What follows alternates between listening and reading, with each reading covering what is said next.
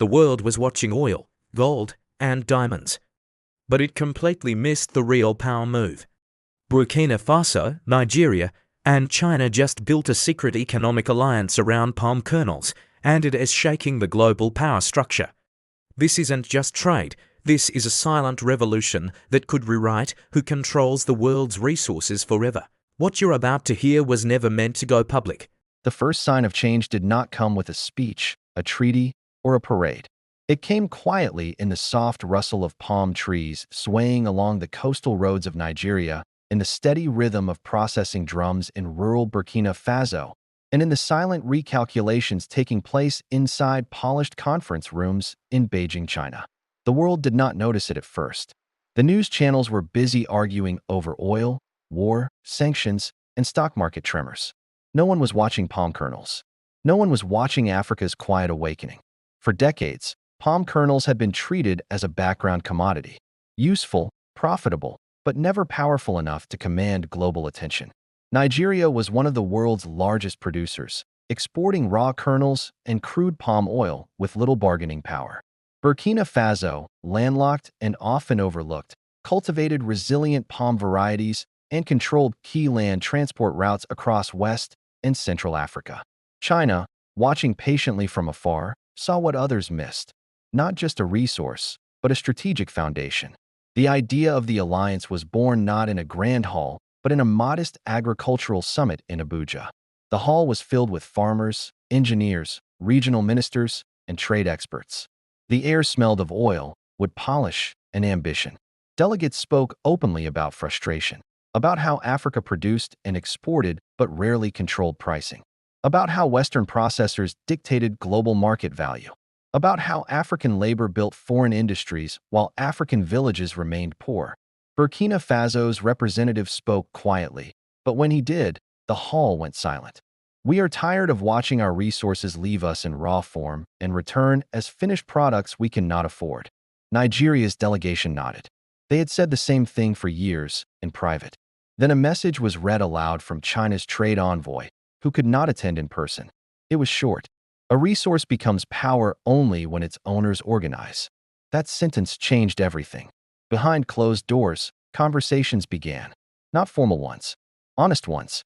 Could Africa dictate terms if it partnered with a global industrial power without surrendering ownership? Could China secure stable supply chains without acting like the old colonial empires? Could trust exist between partners who all carried the scars of exploitation? The answer did not come immediately. It grew over time, the way palm trees grow, slowly, steadily, rooted deeply in the soil. In Burkina Faso, the shift began with infrastructure. Roads that once collapsed during rainy seasons were quietly reinforced. Storage facilities were expanded far beyond local needs.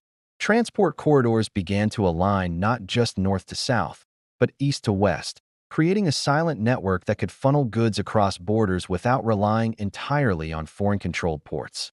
Villagers noticed the change before analysts did. More trucks passed through. More jobs appeared. More training programs. The language of the countryside changed from survival to strategy. In Nigeria, the changes were even more dramatic. Old, rusting palm oil refineries were replaced with quiet, modern facilities co-designed by Nigerian and Chinese engineers. Unlike previous foreign deals, these factories were majority owned by Nigerian cooperatives.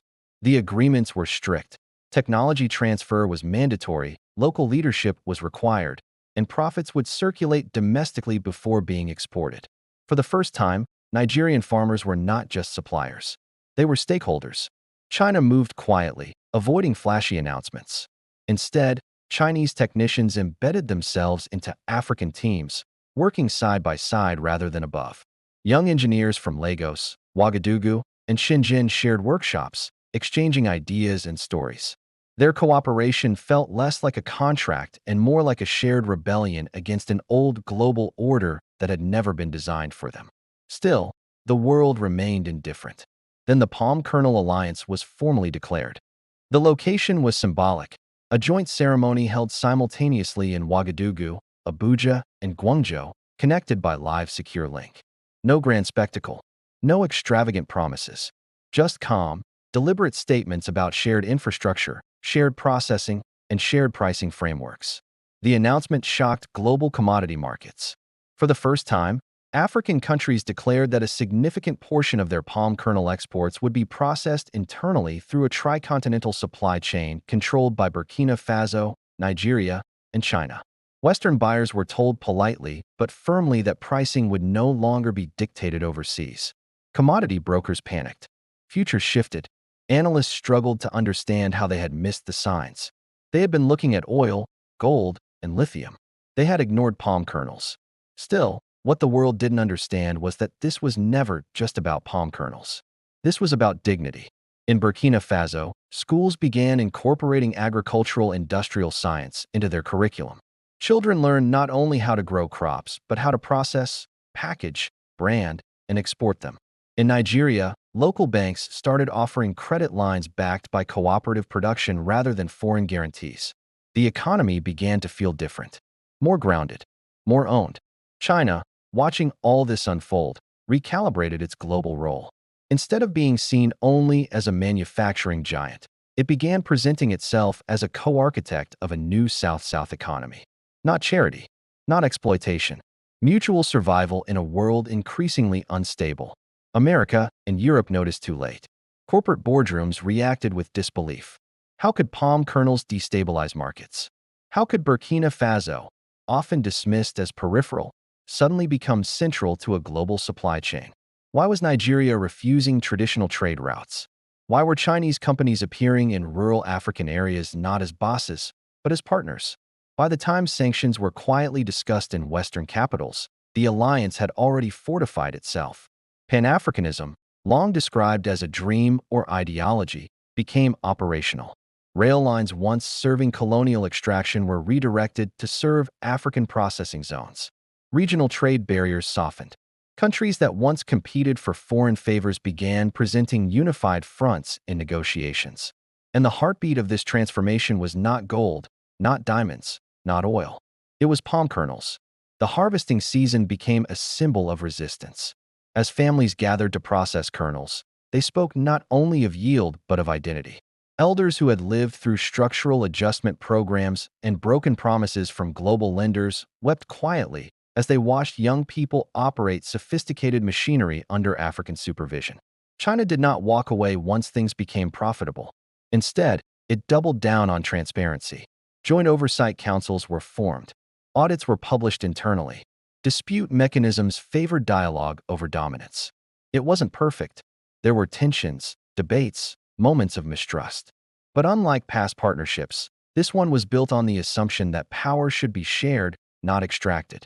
The United States attempted quiet negotiations, offering better prices and strategic partnerships. Britain tried re-entry through trade delegations dressed as investment forums. France intensified cultural diplomacy. But the alliance was held together by something stronger than money. It was held together by memory. Africa remembered. China remembered. They remembered being controlled by foreign terms. They remembered being told what their resources were worth. They remembered being told what role they should play in the global story. And they decided to rewrite it. Factories expanded. Trade routes connected West Africa to East Africa, then to Asia. New maritime protocols excluded traditional Western logistics monopolies. Ports in Lagos began operating under tripartite management systems where Nigerian, Burkinabe, and Chinese officials reviewed schedules together rather than competing. The economic power bloc took shape quietly but firmly. It did not announce itself with threats. It announced itself with products. Soaps made from Nigerian palm kernel oil entered markets across Africa branded in local languages. Biofuels processed through Burkinabe logistics corridors reached Asian cities with joint certification stamps. Industrial lubricants and cosmetics flowed from this new network to dozens of countries. People noticed, not because politicians told them, but because prices shifted, supply chains changed, power moved. In Burkina Faso, once known globally more for instability than strategy, international delegations now arrived not with pity, but with caution and respect. In Nigeria, local entrepreneurs stopped dreaming of leaving and started dreaming of expansion. In China, students studied African economic philosophy as a serious academic discipline for the first time. Then came the moment the world fully understood what was happening. A global commodities summit in Geneva. The room was filled with traditional powers. The agenda was typical: price stabilization, supply security, global cooperation. Burkina Faso spoke first. Not defensively, not aggressively, simply factually.